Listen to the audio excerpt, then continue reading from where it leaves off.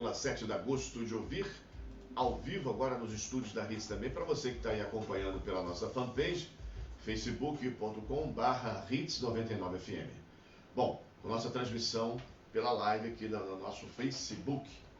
O assunto é o seguinte, gente, a gente já adiantou aqui um pouquinho. Futuro do trabalho pós-pandemia.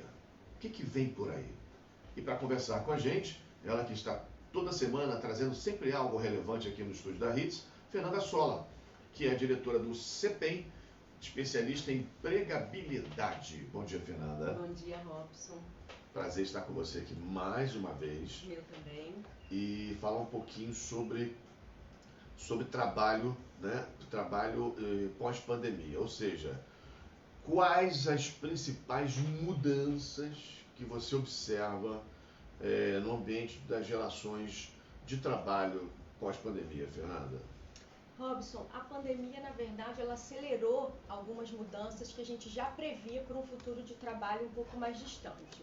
O primeiro é um cenário de imprevisibilidade, quer dizer, a gente já imaginava que as empresas no futuro teriam que continuar trabalhando num cenário de imprevisibilidade, e isso aconteceu, né? A gente teve a prova de fogo aí de como é trabalhar nesse cenário. Acho que a pandemia trouxe isso pra gente, que a gente fala que é mundo VUCA, que é vulnerável, incerto, complexo e ambíguo. Então acho que a pandemia desenhou pra gente o que é esse tal mundo VUCA aí. Acho que uma outra mudança grande foi a transformação digital das empresas, ou seja, quanto as empresas tiveram que acelerar essa aproximação com o digital e viver as consequências disso. Ou seja, a agilidade na resposta para o cliente, a exposição nas redes, né? Assim, está exposto às redes, você está sendo avaliado o tempo todo pelo seu serviço. Então, acelerou certamente. Muitas empresas só sobreviveram, né, na pandemia em função dessa aproximação ao digital que elas tiveram que fazer. Então, acho que essa é uma segunda mudança. A terceira mudança muito óbvia que todo mundo está vivendo na pele é o home office, né, o trabalho remoto, que quintuplicou desde o início do ano aqui no Brasil. E as duas últimas, a penúltima é organizações mais flexíveis, ou seja, todo mundo tem que flexibilizar as suas organizações hoje, a sua forma de gestão. Não só questão de horário e tal, mas a forma de gestão. Não faz mais sentido você fazer a gestão de um trabalhador, de um funcionário, com excesso de cobrança, com uma pressão como era exercida antigamente. Agora você precisa criar uma relação de confiança e fazer uma gestão por resultado. Então, acho que essa flexibilização das organizações também é uma mudança. E a última, que não é tão positiva, é o aumento da informalidade, né? A gente sabe que a aceleração dessas tendências do futuro aí de mercado de trabalho aumentam o índice de informalidade, porque você trabalha muito com trabalhos pontuais. Então a gente sabe que cada vez mais no futuro essa relação empregado-empregador não necessariamente passa por tantas coisas formais e legais como hoje. Cada vez mais, infelizmente, eu acho que é um impacto negativo esse aumento da informalidade. A gente observa aqui, segundo a matéria da Isto É, que cerca de 385 mil empregados, né, empregados domésticos, entre homens e mulheres, foram demitidos.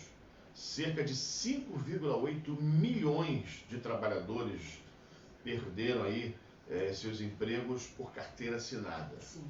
Ou seja, cresceu muito o desemprego das pessoas que tinham carteira assinada pela CLT. E isso acabou engrossando mais ainda o caldo da informalidade. Sim. Então a gente tem hoje um número considerável. E aí, ninguém estava preparado para as mudanças. As empresas não se planejaram, né, para a pandemia, isolamento, loja fechada, empresa fechada, e também o trabalhador não estava preparado para trabalhar em casa, né? E aí, nessa história toda que a gente observa, a pesquisa fala um pouquinho sobre as mulheres estão sofrendo mais Sim. o home office do que os homens. Sim. Porque elas estão dentro de casa, trabalhando, o trabalho laboral, que é secular dela, tem que trabalhar, e ainda tem que trabalhar com a casa, porque ela teve que afastar a doméstica, a empregada, né, por causa da pandemia, e aí ela vira dona de casa, vira mãe, vira esposa, e vira mulher, e vira funcionária. Também. Como isso está na cabeça das mulheres? Essa é a principal crítica. Saiu uma pesquisa agora da Gartner, que é a primeira pesquisa que fala sobre as consequências do home office, como que o brasileiro está vivendo esse home office. E as mulheres são a que têm a maior crítica exatamente por isso, por ter que manter o trabalho e assim a gestão, as lideranças continuam cobrando normalmente, você precisa continuar entregando na sua empresa como você entregava anteriormente, e esse conflito com o trabalho doméstico tem sido a maior crítica nessa pesquisa. Então, assim, por enquanto, até hoje, eu acho que pela questão da pandemia, ficou todo mundo no modo sobrevivência. Então, a gente foi dando conta, no início todo mundo achou que não ia dar conta, e aí entendeu que talvez não da forma perfeita, mas que a gente abaixou um pouco a exigência sobre esse, não vou ser talvez nem perfeita no doméstico e nem perfeita aqui no meu trabalho, mas a gente viu que consegue dar conta. Mas num trabalho futuro, isso, num home office permanente, isso precisa ser equalizado. Acho que é um pouco diferente quando a gente fala de pandemia, porque isso é modo de sobrevivência, né? Mas essa é a maior crítica das mulheres em relação ao home office. Fernanda, você tem alguma dica para os casais? Eu sei que você não é consultora de relacionamento conjugal, mas vamos lá. O marido também está em home office, sim, a esposa também está em home office. E aí, esse conflito, para harmonizar esse home office, que é novo para todo mundo, você tem uma dica para esse casal viver em harmonia no home office? A dica que a gente tem é assim, compartilhar os serviços, tentar realmente compartilhar esses serviços domésticos, assim, cada um se responsabilizar por uma parte. E uma coisa que tem dado certo com muitas pessoas que a gente conversa é dividir esse horário, compartilhar também esse horário dessas responsabilidades, porque assim, criança também está em casa, às vezes fica uma loucura. Na minha própria casa eu sei, está cada um numa reunião, cada filho num computador fazendo aula, as solicitações não param. Então, a ideia é que você pode se dividir e falar, não, agora você vai ficar responsável por isso, enquanto o outro está na sua reunião. A única saída possível é esse compartilhamento aí, sabe, por uma coisa. Então, você chegou a falar aqui também sobre o que é, né, trabalho aí remoto, futuro trabalho pós-pandemia.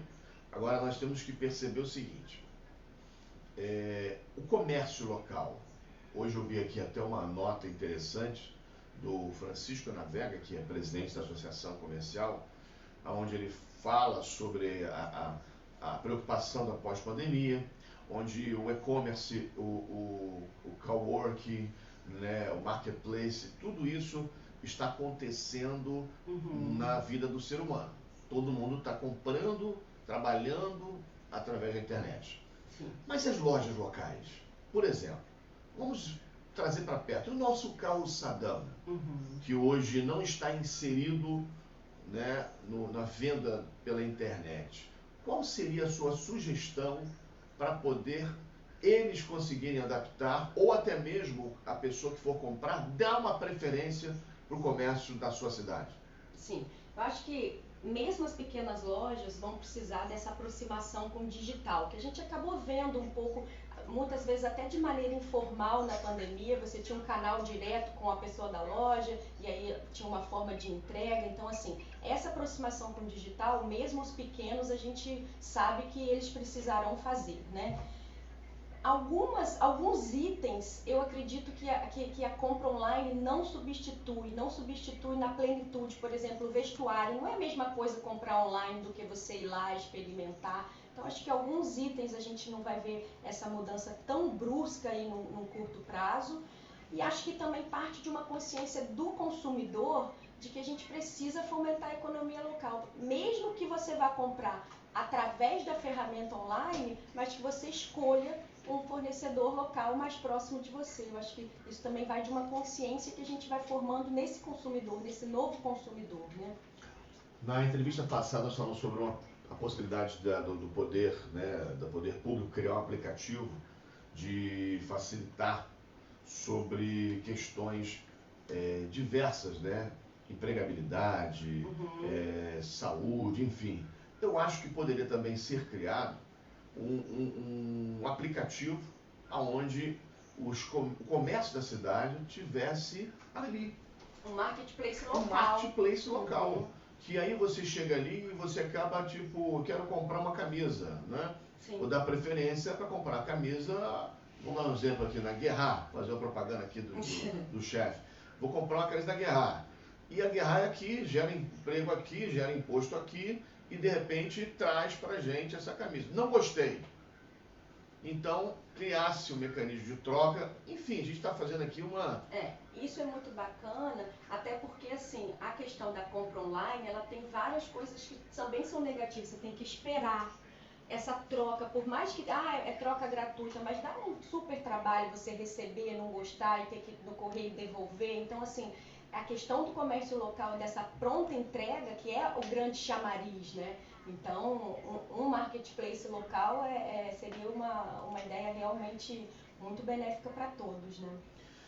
Estou conversando com a Fernanda Sola, que está sempre com a gente aqui todas as semanas, e hoje o assunto é futuro do trabalho pós-pandemia. A Fernanda, que é diretora do CEPEM, especialista em empregabilidade. Nesse sentido, o que passa a ser esperado, né, Fernanda, do colaborador? Quais os comportamentos, né, e atitudes que serão valorizadas neste ambiente de trabalho? Ou seja, a pessoa está demitida, está desempregada, e para ela retomar ao mercado de trabalho, também vai ter que se adaptar. E Sim. Qual é a sua dica?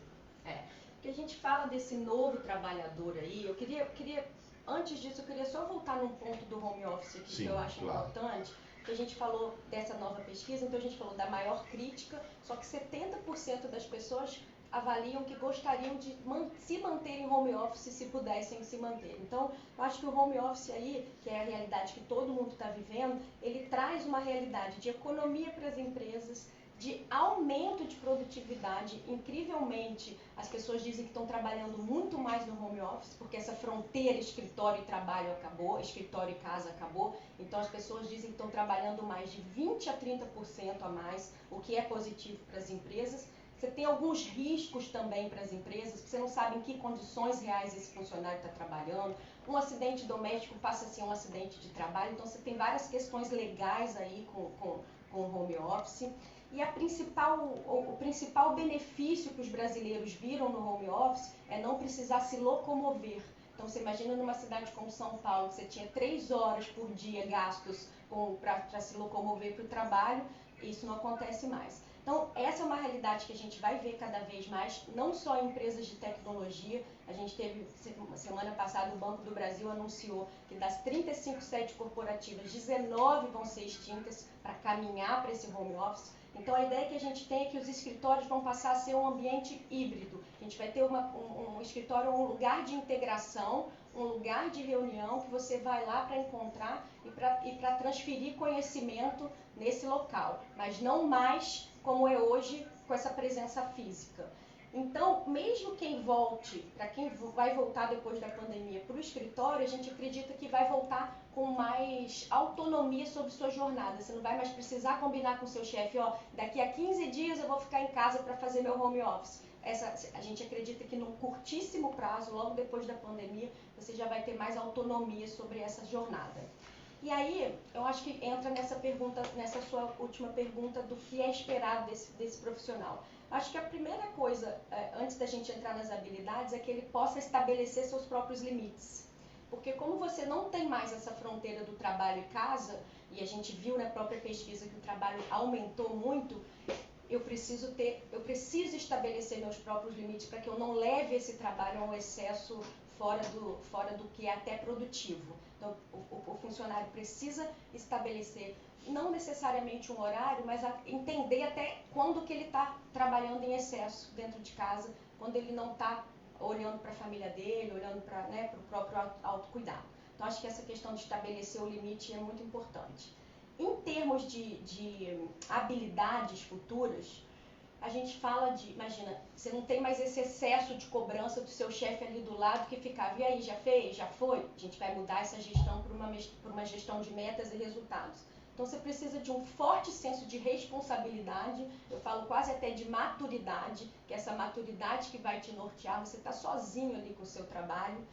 Acho que uma grande responsabilidade também em compartilhar suas informações. Quer dizer, hoje você tem uma enxurrada e uma quantidade enorme de novos aplicativos, novas formas de gestão. Então não adianta mais eu ser o dono da minha agenda, lá sozinho no meu caderninho, eu estou lá anotando meus compromissos. Eu preciso compartilhar essas informações, eu preciso perder o medo de lidar e de aprender esses novos aplicativos de planejamento, enfim, todos esses novos aplicativos para que essa informação esteja realmente compartilhada. Porque o meu colega de trabalho não está mais do lado para ver, mas eu preciso saber o que ele está fazendo, eu preciso ter ideia de onde que esse projeto está. Então, essa questão de se abrir para aprender essas novas ferramentas que as empresas cada vez mais vão usar. E um outro ponto que eu acho muito importante é assim, a gente tem independência sobre, análise e independência sobre as informações que chegam. Ontem mesmo eu estava com um exemplo com as meninas do escritório. As informações chegam até a pessoa, mas a gente está muito acostumado a querer ratificar e confirmar e a falar e querer quase que fazer o seu gestor e quem está ali do seu lado de babá, vamos dizer assim. Então você fala, olha, mas aí qual é? A resposta já está na informação, você já tem o e-mail com toda a resposta e você quer essa confirmação. Então a ideia de independência que eu falo é, se você pode obter essa resposta sozinho, obtenha sozinho, busque o resultado. Você está sozinho em casa, a gente quer agora, é uma característica que a gente fala que é de intraempreendedorismo, que é do empreendedorismo corporativo, ou seja, você é um funcionário, mas que você está focado na busca por soluções. Então, acho que essa independência de que se eu posso buscar essa resposta sozinho, eu vou buscar e eu vou chegar com a solução e não com mais uma pergunta que a resposta já está ali. Chovendo no molhado. Exatamente. Bom, estou conversando com a Fernanda Sola, que hoje vem falar sobre emprego pós-pandemia, retomada dos empregos. A gente está falando muito do home office, né? Dos infojobs aí, você que trabalha aí em casa, a disciplina, né? Tem que ter disciplina para a entrega do trabalho, porque às vezes você sem disciplina, sem parâmetros de aqui agora é a hora do trabalho, aqui é a hora de cuidar da casa, aqui é a hora de cuidar do filho, aqui é a hora de cuidar, eu sou a esposa, agora sou o funcionário, porque senão acaba ficando over demais. Exato. Né? E aí você acaba dentro da sua casa criando um escritório de guerra, né? Porque você tem que, eu tenho que entregar esse trabalho, eu tenho que entregar, e aí você esquece das outras coisas. Então acho que é disciplina acima de tudo. Agora, vamos falar um pouquinho do trabalhador informal, que não é home office, que é o prestador de serviço, que é o pedreiro, que é a doméstica, que é o eletricista, que é a pessoa que tem um trabalho, né, importantíssimo e que não está no home office. Ele não tem como ficar dentro do escritório, né? E aí? Tem também que se adaptar a uma plataforma digital de serviços para poder ele conseguir voltar a trabalhar? Assim, essa pergunta é ótima. Eu acho que é assim, não é, o trabalho dele não é home office, não é virtual, mas a forma de encontrar o serviço pode ser. Então as plataformas podem ajudar. Você tem diversas plataformas hoje que o consumidor também está começando a se adaptar. Por exemplo, você tem plataforma que busca o profissional específico que você quer para fazer um serviço na sua casa. Só interrompendo o seu raciocínio. Outro dia eu estava atrás de um eletricista. Exatamente. Eu falei assim, gente, eu preciso de um eletricista. Aí você liga para um amigo, pronto, rapaz, não conheço. Aí você vai numa plataforma ali de serviço, eletricista. Apareceram 200 mil eletricistas, entendeu? E aí você... Bacana. E aí como é que você vai filtrando isso, né? Como é que é a confiança disso? Como é que é o grau de confiança? Será que é de confiança? Será que tem os likezinhos, né? Alguém faz comentários? E como é que funciona? Então, por isso que é uma adaptação para todos, tanto para quem presta quanto para o consumidor, porque assim, as plataformas nacionais, a gente ainda não tem confiança. Você vai pegar uma pessoa que está lá, a mesma coisa de você ir no Google. Comigo aconteceu semana passada, eu precisei de um serviço específico, fui no Google, só que o serviço era péssimo, a pessoa não me respondeu. Então assim, o prestador de serviço, a mudança que tem que acontecer na mente do trabalhador, que precisa entender que a demanda pode chegar para ele pelo virtual e que o virtual pode aumentar muito essa demanda dele, é entender que ele precisa, se ele for para o virtual, é aquilo que a gente falou das empresas lá em cima. Ele tem que ser ágil, ele tem que ter uma boa resposta, porque ele pode ser avaliado o tempo todo. Quer dizer, eu estou aberto às críticas, eu estou aberto também às críticas positivas que podem fazer meu trabalho alavancar. Então, o digital pode ser muito positivo, Mas quando você fala de um marketplace local, eu acho muito mais viável, porque você é um ambiente menor. O filtro é melhor. Filtra, você tem ali avaliação, provavelmente a avaliação vai ser de alguém ou que você conhece, ou, quer dizer, você cria essa confiança, porque a grande questão do online é como estabelecer a confiança, né? Um fornecedor que você não conhece, que você faz muitas vezes o pagamento desse serviço. Então, assim, mas a mudança do mindset que a gente fala para todo mundo é isso, que o quanto o digital pode fomentar serviços até para essa pessoa que faz um serviço lá operacional, eletricista e tal, ele pode ter muito trabalho oriundo da rede, oriundo do digital, se ele soubesse colocar. Não adianta colocar um anúncio no Google, como aconteceu comigo na semana passada, eu vou lá, coloco um anúncio e eu não estou pronto para essa mudança, para essa agilidade que a plataforma digital me obriga a ter. Bom, cada vez mais, não sei se a Fernanda vai concordar comigo, cada vez mais o marketplace ele tem que ser local, ele tem que funcionar e tem que dar retorno a quem procura, né? Porque você falou, se eu chegasse a procurar eletricista em Macaé, né? E ali na minha plataforma tivesse ali, porque quando você faz hoje uma plataforma muito ampla a nível Brasil, ela vem filtrando e qualquer um que aparece ali, ela bota à disposição. Porque eu acho que ele tem um retorno financeiro na hora que você consegue contratar esse profissional. Então, você vê ali que tem os relatórios, de repente Fernanda Stola já usou o serviço desse eletricista, deu 5 likes para ele. Poxa, a Fernanda já usou, bacana, então vou acionar também. Exatamente. Ou seja, não adianta porque não vai ter como fugir disso. Acho que o caminho do futuro não é esse, não tem como fugir. E enquanto não existe esse marketplace, é uma ótima ideia, né? Um marketplace local, assim.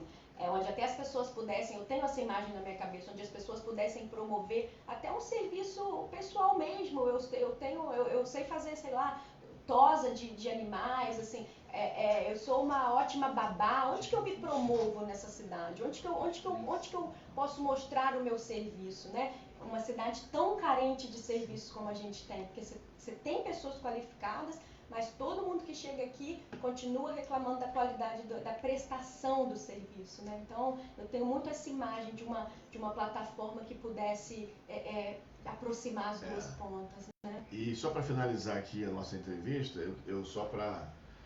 quando eu vim para Macaé, já tem muito tempo, uns 15 anos atrás, eu cheguei aqui, eu percebia que a aptidão número 1 das pessoas, quando vinham para cá, era o ramo offshore.